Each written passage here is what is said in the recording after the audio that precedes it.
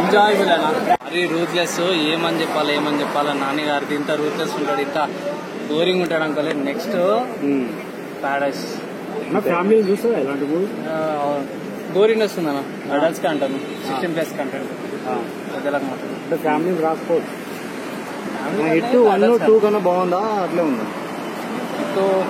ఇది ఇంకా ఘోరం అన్న, అరాచకమే. ఇంకా సస్పెన్స్ ఉందా మంచిగా తీసేదా? సస్పెన్స్ ఏంటన్నా, మొత్తం సస్పెన్స్. నాని యాక్టింగ్ ఎట్లుంది? నాని యాక్టింగ్ ఎట్లా? నెక్స్ట్ లెవెల్ అన్న.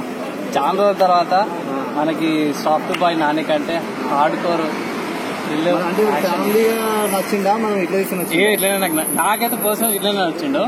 అంటే ఫ్యామిలీ ఆడియన్స్ కి నేను లోకల్ ఆయన ఇక్కడ నచ్చచ్చు.